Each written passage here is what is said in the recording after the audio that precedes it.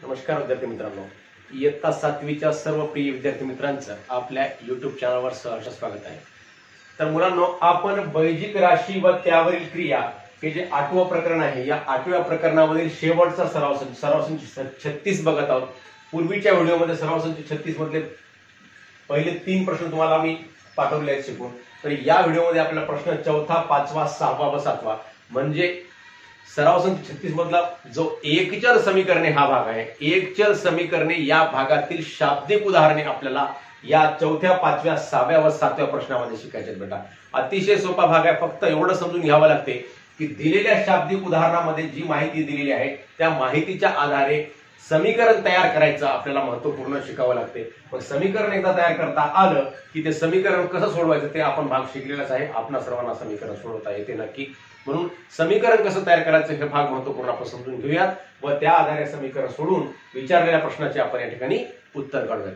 तर हे सर्व भाग शिकण्याच्या अगोदर तुम्हा सर्व विद्यार्थी मित्रांना विनंती आहे की आपण जर या चॅनलवर नवीन असाल तर सर्व विद्यार्थी मित्रांनी आपल्या SS कदम सर या YouTube चॅनलला सबस्क्राइब करावं व सबस्क्राइब करून त्याच्या बाजूला जे बेलचं बटन आहे त्यावर क्लिक करावं, जेणेकरून मी पाठवलेले प्रत्येक व्हिडिओ तुमच्यापर्यंत सर्वात अगोदर पोहोचतील व तुम्ही सर्वजण गणित या विषयाचा चांगल्या प्रकारे अभ्यास करू शकाल। मुलांनो, इयत्ता 5वी स्कॉलरशिप गणित ते इयत्ता 10वी गणित मधील प्रत्येक सरावसंच व प्रत्येक सरावसंचामधील प्रत्येक गणित आपल्या चॅनलवर आपल्या प्लेलिस्ट मध्ये उपलब्ध आहे बेटा। म्हणून आपल्याला कोणत्याही गणिताचा कोणत्याही सरावसंचाचा अभ्यास करायचा असेल तर आपलं चॅनल आपल्याला उपयुक्त आहे, म्हणून आपण सर्व विद्यार्थी मित्रांनी आपल्या चॅनलला सबस्क्राइब करावं ही विनंती। तर बेटा, यामधला 4था प्रश्न आहे, राकेशचे वय सानियाच्या वयापेक्षा 5 वर्षांनी कमी आहे। मग ही जी माहिती दिली ही माहिती मांडून घ्यायची। त्यांच्या वयांची बेरीज 27 वर्ष आहे, तर प्रत्येकाचे वय किती? आता राकेशचे वय सानियाच्या वयापेक्षा 5 वर्षांनी कमी आहे। मग राकेशचे वय कमी आहे म्हणते, सानियाचं वय जास्त आहे म्हणते। मग या आधारे आपल्याला एक चल गृहीत धरावा लागत असतो। समजा राकेशचं वय x वर्ष आहे,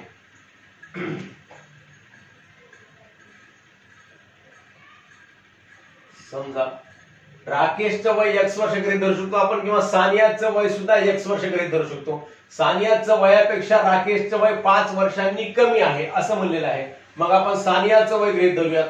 समजा सानियाचे वय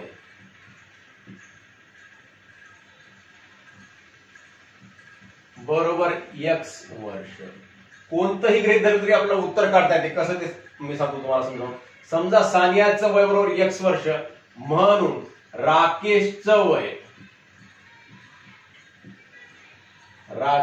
वय बरोबर आहे। समजा सानियाचं वय x वर्ष आहे, मग राकेशचं वय काय होईल? सानियाच्या वयापेक्षा काय म्हणते 5 वर्षांनी कमी आहे। मग सानियाचं वय समजा x वर्ष आहे, तर राकेशचं वय या x पेक्षा 5 वर्षांनी कमी, म्हणजे कमी म्हणल्यानंतर काय करणार बेटा? समजा सानियाचं वय 10 वर्ष आहे, तर राकेशचं वय किती वर्ष असेल? 5 असेल। म्हणजे आपण काय केलं? 10 मधून 5 काय केले? वजा केले। म्हणजे या x मधून आपल्याला काय करावं लागतील? 5 वजा करावे लागतील। म्हणून राकेशचं वय बरोबर आहे x वजा 5 वर्ष, हे राकेशचं वय असेल। आणि जर समजा आपण इथं राकेशचं वय x वर्ष घेतलं असतं, समजा राकेशचं वय x वर्ष घेतलं असतं, मग राकेशचे वय सानियाच्या वयापेक्षा 5 वर्षांनी कमी आहे। मग सानियाचं वय काय झालं असतं बेटा? सानियाच्या वयापेक्षा राकेशचं वय 5 वर्षांनी कमी आहे, म्हणजेच x अधिक 5 करावं लागलं असतं आपल्याला राकेशचं वय। राकेशचं वय x केलं असतं तर सानियाचं वय x अधिक 5 करावं लागलं असतं, म्हणजेच याच्यापेक्षा 5 न सानियाचं वय कसं आहे? जास्त आहे। राकेशचं वय कमी आहे म्हणजे सानियाचं वय जास्त आहे। म्हणजे जर इथं आपण राकेश घेतला असता, राकेशचं वय x वर्ष घेतलं असतं, तर सानियाचं वय किती घ्यावं लागलं असतं? x अधिक 5 घ्यावं लागलं असतं। आपल्याला कोणत्याही प्रकारे केलं तरी आपल्याला करता येते, परंतु तुम्हाला समजलं पाहिजे म्हणून मी या ठिकाणी सांगत आहे। तर सानियाचं वय आपण गृहीत धरलं x वर्ष, मग x पेक्षा 5 वर्षांनी कमी म्हणजे x मधून 5 वजा। आणि जर समजा राकेशचं वय x गृहीत धरलं असतं, तर राकेश पेक्षा सानियाचं वय 5 न जास्त, म्हणून x अधिक 5 करावं लागलं असतं बेटा। मग आता आपण काय सांगितलं? पुढची माहिती, त्यांच्या वयांची बेरीज 27 वर्ष आहे। मग आता सानियाचं वय x वर्ष आहे, राकेशचं वय x वजा 5 वर्ष आहे, म्हणून लिहायचं मग आता उदाहरणातील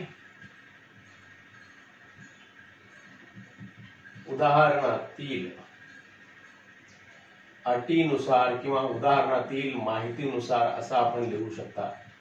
उदाहरणातील अटीनुसार वयांची बेरीज म्हणते. मग राकेश सानियाचं वय x वर्ष आणि राकेशचं वय x वजा 5 वर्ष यांची काय करायची, बेरीज करायची. अधिक x वजा 5. बेरीज किती सांगितली, 27 वर्ष. बघा हे आता आपण काय केलं, समीकरण या ठिकाणी मांडलेलं आहे. अशा प्रकारे समीकरण मांडायचे. काही नाही, यात हे वय कोणाचं आहे, सानियाचं वय आहे. हे वय कोणाचं आहे, राकेशचं वय आहे. यांच्या वयांची बेरीज म्हणजे x अधिक x वजा 5. हे झालं x वजा 5 म्हणजे राकेशचं वय आणि हे x म्हणजे सानियाचं वय. या दोघांच्या वयांची बेरीज केली. बेरीज किती सांगितली, 27 सांगितली, मग 27 लिहून टाकलं. अशा प्रकारे आपण ही दिलेली माहिती समीकरणाच्या रूपामध्ये मांडली. इथपर्यंत मांडणंच अवघड आहे बेटा. आणि अशा प्रकारचं मांडणं शिकून घ्या मुलांनो. हे तुम्हाला पूर्ण 10वी पर्यंत याचा वापर होणार आहे. 10वीला सुद्धा असे समीकरण आपल्याला सोडवायचे आहेत. त्यामध्ये सुद्धा असं समीकरण तयार करावं लागते आणि दिलेल्या माहितीच्या आधारे समीकरण तयार करून आपल्याला त्याची मांडणी करावी लागते. फक्त एवढाच फरक आहे की एक चल आहे, तिथं 2 चल असतात. 2 चलामधले आपल्याला समीकरण सोडवायचे असतात. इथं एका चलामधले आपण सोडतो. थोडंसं याच्यापेक्षा पुढची पायरी आहे, काही अवघड नाही. आतापासून जर तुम्हाला समजलं तर निश्चितपणे तशा प्रकारचे गणित सुद्धा तुम्हाला चांगल्या प्रकारे जमतील. यामध्ये कोणतीही शंका नाही. तर x अधिक x वजा 5, इथं एक x आहे, इथं एक x आहे बेटा. म्हणजे एकूण किती x झाले बेटा या ठिकाणी, 2x झाले. म्हणून 2x बरोबर. आता हे 2x झाले बेटा आणि वजा 5 काय करायचं, या वजा 5 ला याच्या सोयऱ्याजवळ, याच्या नातेवाईकाजवळ इकडे पाठवून द्यायचं. हे याचं नातेवाईक 27 का, कारण हे स्थिर पद आहे, हे सुद्धा स्थिर पद आहे. हे 2 चल आहेत, या दोघाला इकडे ठेवायचं आणि याला इकडे वजा 5 ला इकडे 27 कडे पाठवून द्यायचं.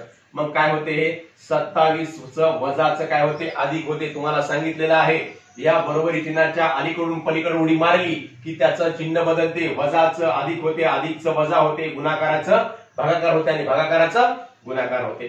मग आता काय झालं बेटा या ठिकाणी, म्हणून 2x बरोबर आहे 27 अधिक 5 किती, मग आता 32 झालं बेटा. मग आता 2 चा आणि x चा गुणाकार आहे बेटा. मग 2 चा आणि x चा गुणाकार आहे. फक्त आपल्याला x ची किंमत अगोदर काढावी लागते. मग x ची किंमत काढण्यासाठी गुणाकारामध्ये 2 ला काय करायचं, पुन्हा परत इकडे पाठवायचं. इथं 2 या संख्येमध्ये याचं रूपांतर झालं. मग याचा सोयरा कोणता आहे, याचे नातेवाईक कोणता आहे, 32 आहे. मग x हे फक्त एकटं चल इकडे ठेवायचं. x बरोबर आहे 32/2. बे एक बे, बे एक बे, 3 मधून 2 गेला, 1 उरला, 12 झाले. बे सख 12 बरोबर 16. म्हणून x बरोबर किती आला बेटा, 16 आलेला आहे उत्तर. आता या ठिकाणी x बरोबर 16. मग आता x काय आहे बेटा, सानियाचं वय. म्हणून लिहून टाकायचं. मग आता म्हणून सानियाचे वय, सानियाचे वय बरोबर x जे आपण गृहीत धरलं होतं त्या x बद्दल उत्तर किती आलं या ठिकाणी, 16 वर्ष. आता राकेशचे वय आपल्याला लिहायचं आहे. म्हणून राकेशचे वय,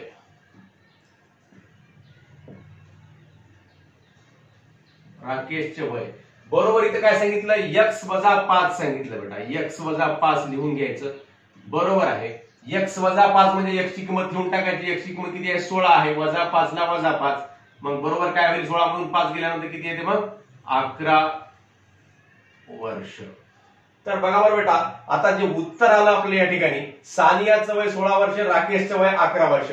काय सांगितलं, सानियाचं वय x वर्ष, उत्तर किती आलं 16. राकेशच्या वय x वजा 5 म्हणजे याच्यापेक्षा 5 न कमी 11. बरोबर आहे की नाही. आता अजून काय अट सांगितली, त्यांच्या वयांची बेरीज 27 वर्ष. 16 आणि 11 ची बेरीज केल्यानंतर किती येते बेटा, 27 येते. म्हणजेच आपलं उत्तर बरोबर आहे. हे आपण तपासून घेऊ शकतो, याचा पडताळा घेऊ शकतो. अशा प्रकारे आपण हा 4था प्रश्न या ठिकाणी सोडवलेला आहे. पडताळा आपण तोंडी करू शकतो किंवा खाली जागा असेल तर आपण त्याच्यामध्ये या 16-11 ची बेरीज करून खाली सुद्धा लेखी सुद्धा करू शकतो. परंतु तोंडी सुद्धा आपण सहज एका मिनिटामध्ये पडताळा करू शकतो. बऱ्याच सोप्या गणितांचा. पुढचा प्रश्न आहे बेटा, एका वनराईमध्ये अशोकाची जेवढी झाडे लावली त्यापेक्षा जांभळाची 60 झाडे अधिक लावली.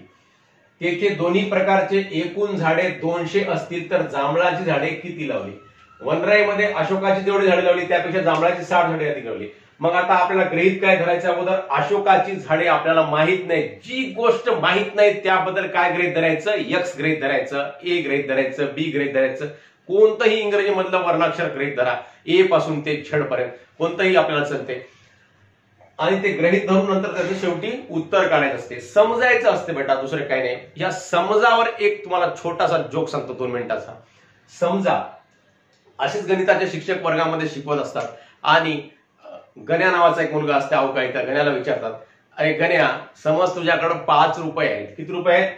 5 रुपये. गण्या म्हणते, सर माझ्याकडे 5 रुपये काय, माझ्याकडे 1 रुपया सुद्धा नाही, म्हणजे आई वडील मला रुपया देणार, काय देणार, माझ्याकडे 1 रुपया नाही. अरे गण्या, समज की रे बाबा, समजायला तुझ्या काय बापाचं चाललं, असे सर त्या गण्याला हसत हसत म्हणतात. मग गण्या बरं बरं ठीक आहे सर म्हणते, समजतो म्हणते. मग पुन्हा मन्याला उभा करतात, मन्याला. मग मन्याला म्हणतात, अरे मन्या, तुझ्याकडे समज 10 रुपये आहेत. किती आहेत? 10. मन्या सुद्धा तसंच म्हणते, कुठले आले सर, माझ्याकडे 10 रुपये, म्हणजे आई मला काहीच रुपया बी देणार, पप्पा बी देणार. मग माझ्याकडे कुठले 10 रुपये? परत सर म्हणतात, अरे मन्या, समज रे बाबा, समजायला तुझ्या काय बापाचं चाललं, समज की रे. मग बरं बरं ठीक आहे म्हणते, मग समजतो म्हणते. मग आता परत गण्याला विचारतात सर, अरे गण्या, तुझ्याकडले 5 रुपये आणि मन्याकडले 10 रुपये, मन्याकडले 10 रुपये, एकूण किती झाले बेटा सांग बरं. मग गण्या मोजते, 5च्या पुढे 10 मोजायचे असतात, 5च्या पुढे 6, 7, 8, 9, 10, 11, 12, 13, 14. तिसरी चौथीची गोष्ट आहे, तिसरी चौथीच्या मुलाची, त्याला बेरीज बरोबर येत नाही. तो म्हणते 14 रुपये झाले सर, म्हणते 14 रुपये. मग सर म्हणतात, अरे मग गण्या, 14 होत नाही, चांगलं मोज अजून एकदा. मग अजून एकदा मोजते गण्या, 14च व्हायलेत सर, 14च व्हायलेत. सर म्हणतात, 14 होत नाहीत रे गण्या, 15 होतात, असं कसं तुला कळत नाही.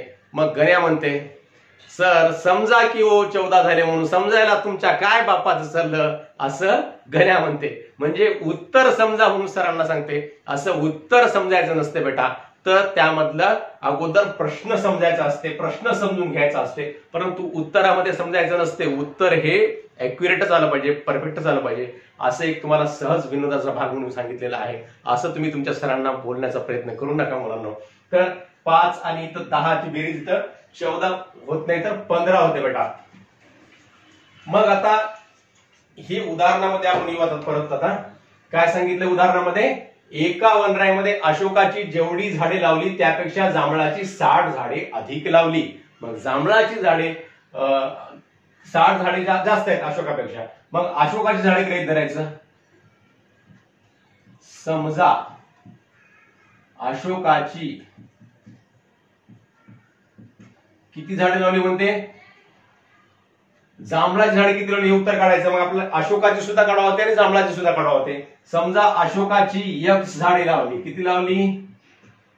X झाडे लावली. जसं आता गण्याजवळ X 5 रुपये आहे तसं गृहीत धरलं होतं, तसं इथं आपण काय गृहीत धरलं, X गृहीत धरलेला आहे.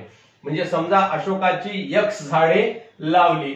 मग आता जांभळाची किती झाडे लावली, मग जांभळाची 60 झाडे अधिक लावली अशोकापेक्षा. म्हणजेच याच्यामध्ये काय करावं लागतील बेटा, 60 अधिक करावे लागतील. अधिक झाडे म्हणजे जास्त झाडे, म्हणजे या X मध्ये 60 अधिक करावे लागतील. म्हणून जांभळाची किती लावली, मग आता जांभळाची X अधिक 60 झाडे लावली. जांभळाची किती लावली, X अधिक 60 झाडे लावली. तेथे दोन्ही प्रकारचे एकूण झाडे 200 असतील. मग दोन्ही प्रकारचे मिळून किती झाले, 200. म्हणून परत तेच वाक्य तेच शब्द लिहायचा. म्हणून उदाहरणातील अटीनुसार, उदाहरणातील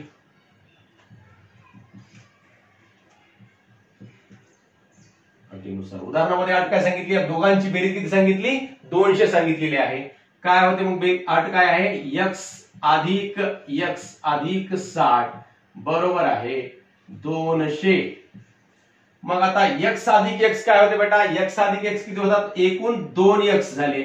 मग 2X अधिक 60 बरोबर आहे 200. म्हणून 2X हे अधिक 60चं बरोबरी चिन्हाच्या पलीकडे गेले. या ठिकाणी जसं आपण इकडे पाठवलं होतं, अधिकचं काय होते, वजा होते, चिन्ह बदलते. अधिकचं वजा, वजाचं अधिक, इथं अधिक आहे, मग अधिकचं काय होईल, वजा होईल. 200 वजा 60. म्हणून 2X बरोबर आहे 200 मधून 60 वजा करा, 0 मधून 0 गेले 0, तिथं 0 मधून 6 जात नाही, हातचा घेतला 10, 10 मधून 6 गेले 4. इथं राहिला एक, इकडे हातचा पाठवल्यानंतर इथे एकच राहिला, मग 140. आता गुणाकारामध्ये 2 आहे x सोबत, मग या 2 ला सुद्धा कुठं पाठवावं लागते, 140 ला भागायला पाठवावं लागते, म्हणजे जेणेकरून आपल्याला x ची एकट्याची किंमत आज काढता आली पाहिजे. मग x च्या संबंधामध्ये ज्या ज्या संख्या आहेत त्या संख्येला आपण काय केलं, पलीकडे पाठवलं. मग आता शेवटी 2 राहिला, 2 ला सुद्धा पाठवून द्यायचं. म्हणून x बरोबर आहे 140 गुणाकाराचं 2 भागाकारामध्ये, भागाबरोबर 140 ला 2 न, बे 1 बे, बे 7 14, 7 चा भाग गेला आणि 0 ला 0 चा भाग जातो. म्हणून x बरोबर किती मग आता 70 आलेले आहे. x बरोबर किती 70 आलेला आहे. मग x बरोबर 70 म्हणजे अशोकाची झाडे किती लावली मग आता, म्हणून x म्हणजे काय आहे, अशोकाची, x म्हणजे कोणती किंमत आहे, अशोकाची 70 झाडे लावली. आपल्याला जांभळाचं विचारलं, परंतु आपण अशोकाची सुद्धा आपण या ठिकाणी काढून घेतली, जेणेकरून अशोकाची विचारलं आपल्याला अशोकाची सुद्धा आपल्याला उत्तर या ठिकाणी देता आलं पाहिजे. मग आता जांभळाची झाडे किती लावली, म्हणून जांभळाची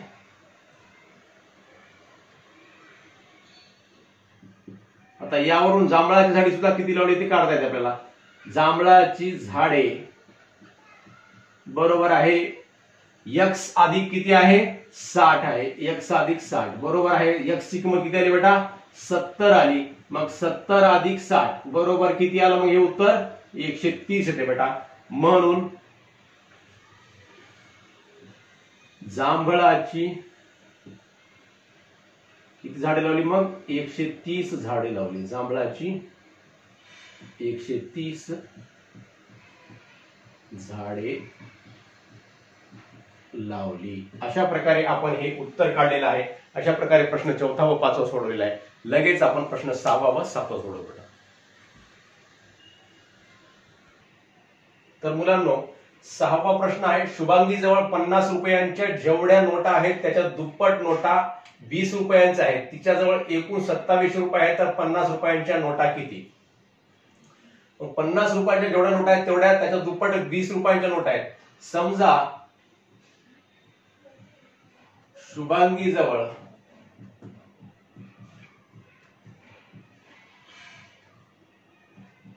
50 रुपयांच्या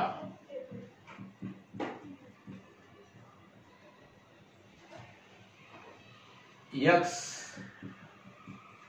नोटा आहेत.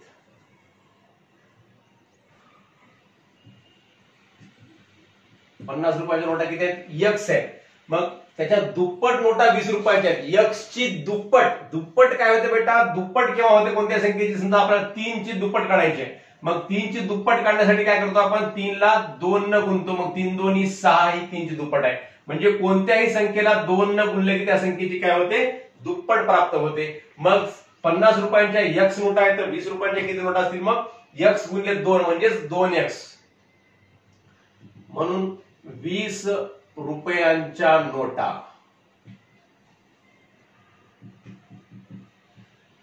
बरोबर आहे 2x. आता x 50 रुपयाच्या नोटा x असतील तर 20 रुपयाच्या किती, मग 2x. तिच्याजवळ एकूण 2700 रुपये आहेत. आता 2700 रुपये सांगितले. आता x अधिक 2x करता येईल का आपल्याला, नाही. मग 50 रुपयांच्या x नोट आहेत. समजा 50 रुपयांची एक नोट असेल तर त्याची किंमत होते 50 गुणिले 1 म्हणजे त्याची किंमत होते 50. समजा 50 रुपयांच्या 2 नोटा असतील तर 50 गुणिले 2 करावं होते आपल्याला, म्हणजेच 100 झाले. मग 50 रुपयांच्या x नोटा आहेत, म्हणजेच 1 2 च्या ऐवजी आपण काय घ्यायचं, x घ्यायचं. मग आता काय होते, हे 50 गुणिले x होते बेटा, म्हणजेच 50x. आणि 20 रुपयांच्या नोटा किती सांगितल्या, त्याच्या दुप्पट नोटा 20 रुपयांच्या आहेत, म्हणजेच 2x नोटा आहेत. तिच्याजवळ एकूण 2700 रुपये म्हणते, म्हणजेच 50x ह्या 50 रुपयाच्या नोटांची किंमत किती झाली, 50x झाली. आणि 20 रुपयांच्या नोटांची किंमत झाली 20 गुणिले एका नोटेची किंमत किती आहे, नोटा किती आहेत, एकूण 2x आहेत. मग 2x नोटा आहेत आणि एका नोटेची किंमत आहे 20 रुपये. एकूण नोटांची संख्या किती आहे, 2x. मग 20 गुणिले 2x, इथं नोटांची संख्या x होती म्हणून 50 गुणिले x केला आपण. आता इथं नोटांची संख्या किती आहे, 2x आहे. मग 20 गुणिले 2x किती होते, म्हणजे 40x होते बेटा. म्हणजेच याच्या उदाहरणातील अटीनुसार याचं उत्तर काय येते, या संख्या नोटांची संख्या किती येते 50x आणि नोटांची किंमत किती येते 50x आणि 40x येते बेटा. नोटांची किंमत ही झाली नोटांची संख्या आणि नोटांची किंमत काय झाली हे एक नोट असेल तर 50 रुपये, दोन नोटा असेल तर 50 दोन्ही 100 रुपये. म्हणजे x म्हणजे जेवढ्या नोटा आहेत समजा तेवढी या नोटांची किंमत म्हणजे 50च्या नोटांची किंमत जास्त होईल. दोन नोटा असतील तर 100 रुपये किंमत होईल, तीन असलं तर 150 होईल, चार असलं तर 200 होईल. म्हणजे 50 आणि x मध्ये इथं चिन्ह दिले नाही म्हणजे कोणतं चिन्ह असते बेटा गुणाकाराचं चिन्ह असते. इथं 5 नोटा असलं तर 250 रुपये होईल. तसंच इथं या ठिकाणी 20च्या नोटाचं सुद्धा तसंच होईल, तशीच किंमत होईल. तर आपण हे आता उदाहरणामध्ये लिहायचं 50x आणि 40x.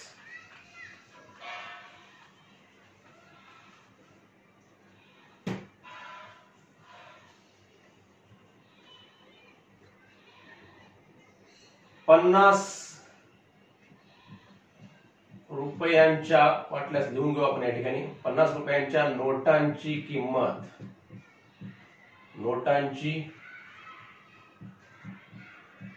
किंमत बरोबर आहे 50 गुणिले x म्हणजेच 50x. तसेच 20 रुपयांच्या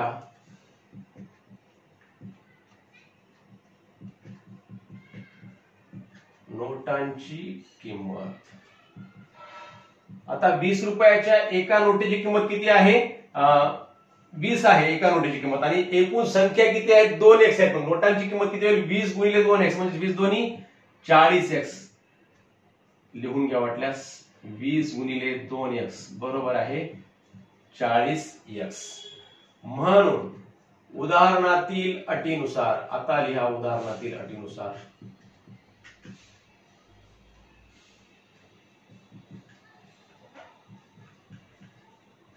आता अट काय सांगितली या दोन संख्यांची किंमत किती आहे दोन नोटांची संख्या मिळून किती किंमत आहे 50 रुपयाच्या नोटांची किंमत आणि 20 रुपयाच्या नोटांची किंमत मिळून किती झाली 2700 रुपये. मग उदाहरणार्थ अटीनुसार काय होईल 50x अधिक 40x बरोबर आहे 2700 रुपये. मग आता म्हणून 50 आणि 40 ची बेरीज किती होती बेटा 50 आणि 40 होतात 90x बरोबर आहे 2700 रुपये. म्हणून x बरोबर आहे काय होते मग आता x बरोबर आहे 2700 आणि गुणाकाराचं 90 काय होते भागाकारामध्ये जाते म्हणजे 2700 छेद 90 शून्य शून्य कटतात 9 1 9 9 2 18 9 3 27 चा भाग होतो आणि पुढे शून्यला शून्य. म्हणून x बरोबर आहे किती मग आता 30 नोटा. म्हणजेच 50 रुपयाच्या नोटा किती मग आता ही झाली नोटांची संख्या. समजा शुभांगी जवळ 50 रुपयांच्या x नोटा आहेत मग शुभांगी जवळ 50 रुपयांच्या नोटा किती आल्या 30 आल्या. म्हणून शुभांगी जवळ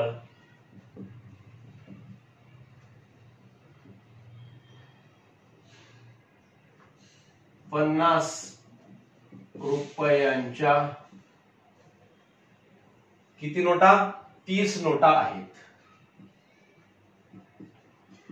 30 नोटा आहेत. आणि या ठिकाणी प्रश्न विचारला नाही समजा पण विचारलाही जाऊ शकतो कधी. इथं 20 रुपयाच्या नोटा किती आहेत असं जर विचारलं तर ते सुद्धा आपण काढून घेऊयात.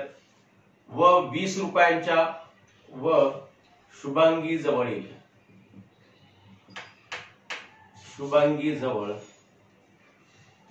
20 रुपयांच्या नोटा 20 रुपयांच्या किती होतील मग 2x म्हणजेच 2 गुणिले 2x लिहून टाकू अगोदर 2x बरोबर आहे 2 गुणिले किती 30 30 दोन्ही किती मग आता हे 60. मग 20 रुपयांच्या किती नोटा होतील बेटा 60 नोटा होतील. 20 रुपयांच्या 60 नोटांची किंमत किती होईल बेटा 60 गुणिले 20 किती होते 1200 होतात करून बघा 1200. आणि 50 रुपयांच्या 30 नोटांची किंमत किती होते 50 गुणिले 30 करा 5 3 15 पुढचे 2 शून्य म्हणजे हे किती होते 1500 होतात. आणि 1500 आणि 1200 ची बेरीज केली किती होतात बेटा 2700 होतात. म्हणजे आपलं उत्तर बरोबर आहे. अशा प्रकारे आपण थोडक्यामध्ये याचा पडताळा करून घेऊ शकतो. तर हे अशा प्रकारे आपण हे उदाहरण सोडवलेलं आहे. सोपं उदाहरण आहे फक्त थोडं समजावून घ्यावं लागते समजून घ्यावं लागते काय सांगितलं ते थोडंसं त्याचं आकलन करावं लागते. 50 रुपयांच्या जेवढ्या नोटा आहेत त्याच्यापेक्षा दुप्पट नोटा 20 रुपयाच्या मग 2x आलं. मग 50 रुपयांच्या नोटांची किंमत किती 50 गुणिले x मग 50 गुणिले x आहे तर मग या 20 रुपयाच्या नोटांची किंमत किती एका नोटाची किंमत 2x आहे. मग 20 रुपयाच्या नोटांची किंमत किती आहे 20 गुणिले 2x म्हणजे 2x संख्या आहे त्या नोटाची 20 रुपयाच्या नोटा किती आहेत 2x संख्येमध्ये आहेत 2x गुणिले एका नोटाची किंमत 20 रुपये मग 2x गुणिले 20 केलं तर 40x मग 50x आणि 40x यांची बेरीज किती 27 सांगितली या आधारे मग समीकरण तयार झालं मग समीकरण आपण सोडवल्यानंतर उत्तर आलं 30x बरोबर 30 म्हणजे 50च्या 30 नोटा आणि 20 रुपयांच्या 60 नोटा हे उत्तर आलेलं आहे पुढचा प्रश्न आहे बेटा विराटने केलेल्या धावा रोहितच्या धावांच्या दुप्पट होत्या दोघांच्या मिळून झालेल्या धावा द्विशतकापेक्षा 2 ने कमी होत्या तर दोघांनी प्रत्येकी किती धावा काढल्या विराटने केलेल्या धावा रोहितच्या धावांच्या दुप्पट होत्या समजा रोहितच्या धावा गृहीत धरायचा अगोदर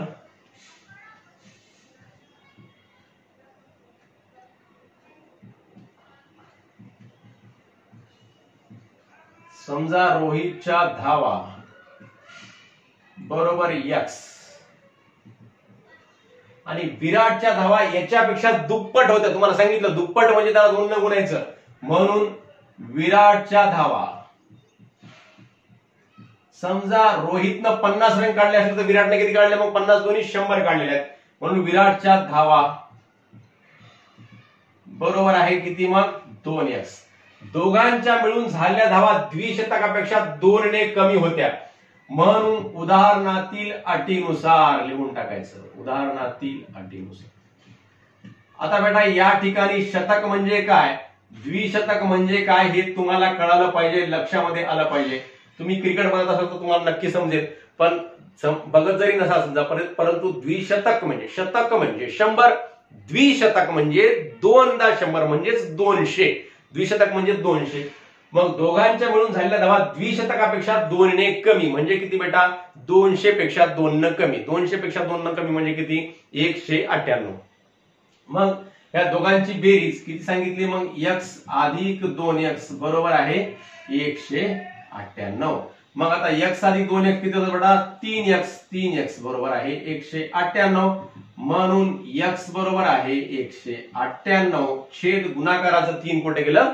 भागाकारामध्ये गेलं मग भागिले 3 3 1 3 3 5 15 3 सख 18 1 उरला मग परत किती झाले हे 18 झाले 3 सख 18 म्हणून x बरोबर किती आलं मग आता या ठिकाणी 66 हे उत्तर आलं 66 काय आहे रोहितच्या धावा म्हणून रोहितच्या धावा आपल्याला कोणत्या धावा विचारल्या तर दोघांनी प्रत्येकी किती धावा काढल्या दोघांच्याही विचारल्या म्हणून रोहितच्या धावा बरोबर आहे 66 आणि विराटच्या धावा बरोबर काय होतं बेटा 2x होतं म्हणजेच x ला या 66 ला 2 न गुणा होते बरोबर 2x बरोबर 2 गुणिले 66 बरोबर आहे सैन दोन्ही 12 ला 2 हातचा 1 सैन दोन्ही 12 12 आणि 1 13 म्हणजेच रोहितच्या किती होत्या सॉरी विराटच्या किती होत्या 132 आता बेटा 132 आणि 66 ची बेरीज करा या ठिकाणी हे 66 आहे आणि हे 132 आहे 6 2 8 6 3 9 1 ला 1 198 आले की नाही बघा बरं म्हणजेच हे आपण पडताळा बघितलेला आहे अशा प्रकारे आपण सहज पडताळा बघू शकतो व अशा प्रकारे हे शाब्दिक उदाहरण करताना अतिशय काळजीपूर्वक दिलेली माहिती आपण व्यवस्थित मांडून घ्यायची आणि त्या माहितीचं रूपांतर आपण एकचल समीकरणामध्ये करायचं आणि ते एकचल समीकरण सुंदरपणे सोडवायचं अतिशय शांतपणे आपल्याला जसं आपण सांगितलं अधिकचं वजा करायचं वजाचं अधिक करायचं बरोबरीच्या पलीकडे गेल्यानंतर गुणाकाराचा भागाकार करायचा भागाकाराचा गुणाकार करायचा अशा प्रकारे करायचं सोडवायचं बेटा तुम्हा सर्वांना निश्चितपणे हा भाग समजला असेल असं गृहीत धरतो आणि व्हिडिओ जर आवडला असल्यास नक्की आपल्या मित्रांना शेअर करावा ही विनंती करतो व्हिडिओवर लाईक्स व कमेंट सुद्धा करावे ही अपेक्षा व्यक्त करतो धन्यवाद जय गुरु